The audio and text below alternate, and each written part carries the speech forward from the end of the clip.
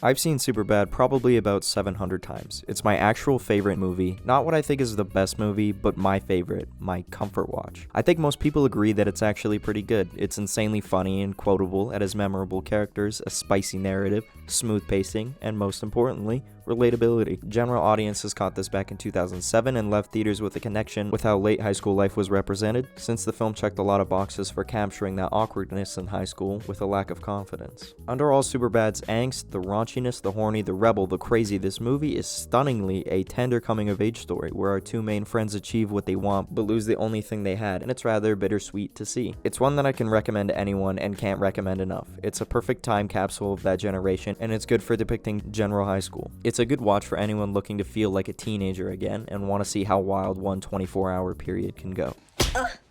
I frequently come back to this one and am always looking for films with the same feel, so you can imagine my excitement when I stumbled upon Richard Linklater's Dazed and Confused in September of 2023, and I immediately fell equally in love with this as I did with Superbad, and I think for the same reasons. Dazed and Confused, although released in 1993, takes place in the 1970s, and its themes and depictions of youth are much different from Superbad in opting to embody the rebellious spirit and laid-back atmosphere of the 70s rather than the more contemporary teenage culture of the 21st century. They also tackle overall high school in very different ways. I think Superbad lends itself to showing more of the strange social elements like underage drinking, peer pressure, social media, and trying to be popular. Dazed and Confused rather looks at this as a time of struggling as well, but it's more personal, exploring the seemingly existential issues with letting go of your youth for adulthood and living up to certain expectations. I think they both also have a draw to them in their party atmosphere. There's very much a young and free thing going on in Dazed and Confused. The characters smoke weed, they drink, nearly partying all night, but Superbad is more tame with this. Nobody does drugs apart from the one scene at the adult party Seth and Evan end up at, with loud rock music, and there's drinking and smoking and cocaine and hippies, and this is treated as kind of a scary atmosphere for them. Both movies offer unique perspectives on teenage romance as well. Superbad focuses more on the tense and comedic aspects of it, even in rough romantic encounters. Yeah, no problem. Oh. I think maybe...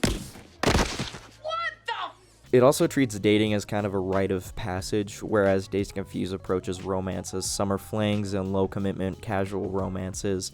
There's still tension between characters, but it's just handled more cool. Some super final quick things I noticed while watching Dazed and Confused the first time that I instantly compared to Superbad was I thought this kid Mitch sounds and looks a lot like McLovin.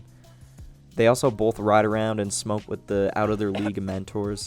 There's a douchey bully character who gets served. Nice try, freshman. What the fuck?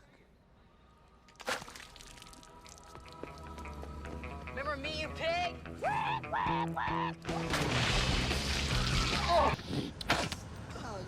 Oh, pigs!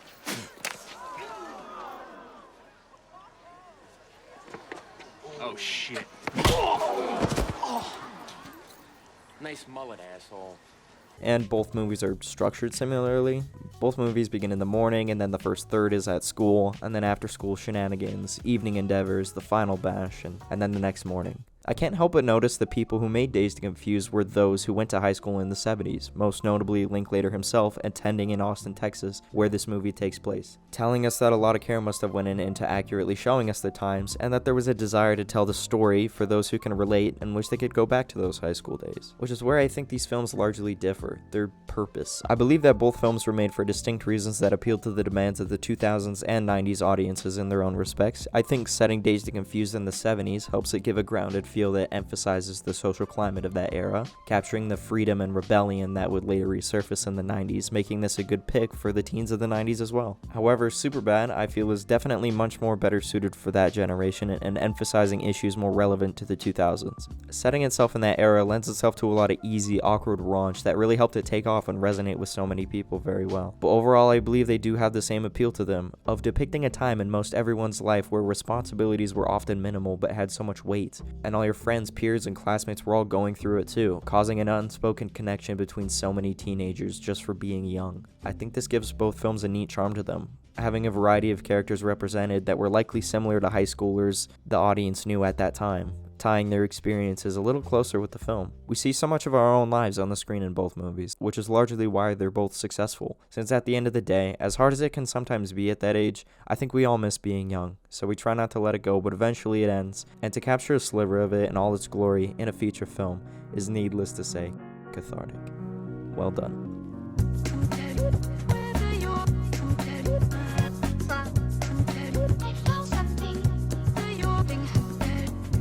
I get older,